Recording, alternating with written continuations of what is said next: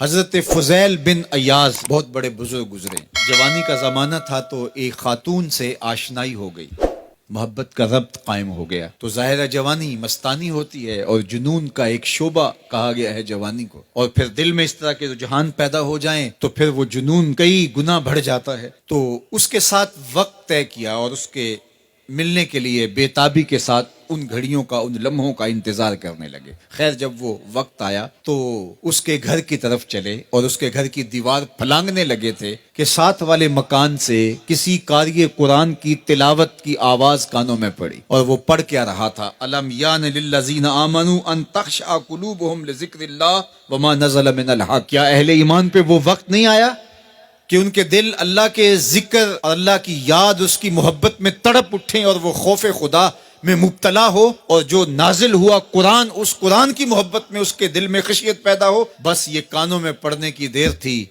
کہ دوبارہ گلی میں چھلانگ لگائی اور کہا میرے اوپر وہ وقت آ گیا ہے، اور جنگلوں کو روتے ہوئے نکلے. اور حضرت فضیل بن ایاز پھر ولیوں کے امام قرار پائے. اس آیت نے ان کی زندگی بدل دی. کسی کی 30 سال، کسی کی 40 برس، کسی کی 50 سال، کسی کی 60 سال زندگی یہاں موجود لوگوں میں سے کسی کی اس سے بھی زیادہ اور کسی کی کم. اس آیت کریمہ کو ذرا اپنے اوپر وارد کریں تو اللہ ہمیں نصیب کر دے کہ ہمارے دل تیرے خوف سے کانپ اٹھے اور تیری خشیت سے ہمارے دل لرز اٹھیں، اور قرآن کے ساتھ ہمارا ربط مضبوط اور مستحکم ہو جائے، اور ہم یہ اقرار کرتے ہوئے تیرے حضور حاضر ہو جائیں، مالک وہ وقت آ گیا ہے کہ ہمارے دل تیری یاد سے، تیری محبت سے، تیرے پیار سے مالا مال ہو گئے، اور اپنی باقی زندگی ہم تیرے پیار میں، تیری محبت میں اور تیری یاد میں بسر کریں گے. حدیث پاک میں آتا ہے کہ اگر کوئی شخص اللہ کے خوف سے رویا اور اللہ کے خوف سے رونے کی وجہ سے اس کی پلکوں کے بالوں میں سے ایک بال کی جڑ گیلی ہو گئی تو قیامت کے دن وہ بال کھڑا ہو جائے گا، اللہ یا تو مجھے نکال لے یا اسے جنت عطا فرما دے. تو اللہ جل شانہ اس بال کو تو آنکھ سے نہیں نوچے گا، بلکہ اس شخص کو اللہ جنت عطا فرما دے گا. اللہ اکبر.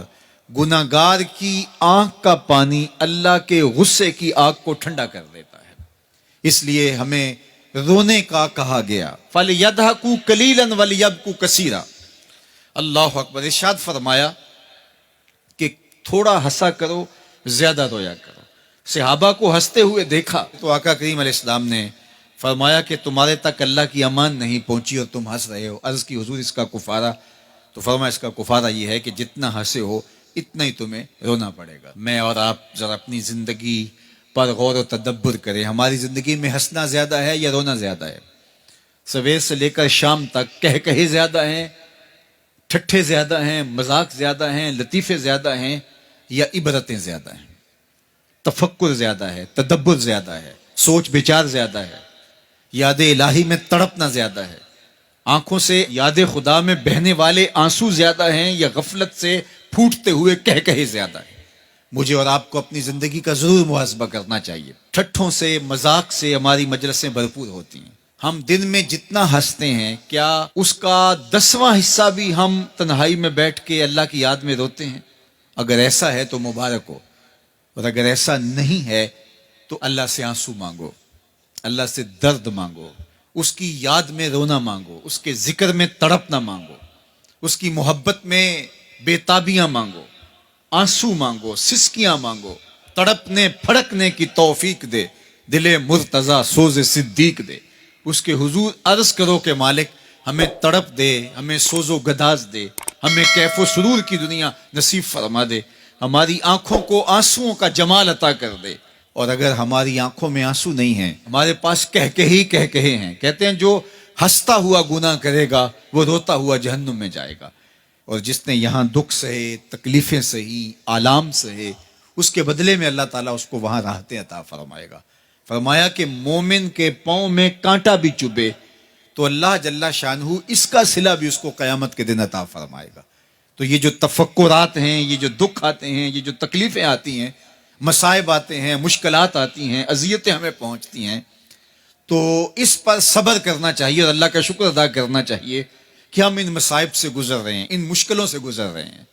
اور اگر کسی شخص کی زندگی میں دکھ ہے ہی نہیں، سکھ ہی سکھ ہیں، تو پھر وہ سمجھے کہ وہ فتنے میں مبتلا ہے.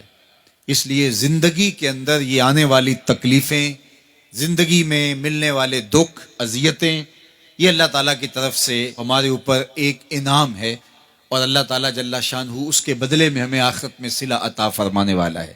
تو فرمایا رجل ذکر اللہ خالیا ففاضت عیناہ، وہ شخص جس نے تنہائی میں بیٹھ کے اللہ کا ذکر کیا، اللہ کو یاد کیا، اور پھر کیا ہوا؟ فرمایا اس کی آنکھوں سے آنسو ٹپکنے لگے. تو میرے اور آپ کے آقا و مولا نے فرمایا قیامت کے دن جب کوئی سایہ نہیں ہوگا، یاد الہی میں رونے والے کو اللہ اپنے عرش کا ٹھنڈا سایہ عطا فرما دے گا. تو یہ رونا بہت بڑی دولت ہے، یہ بہت بڑی سعادت ہے.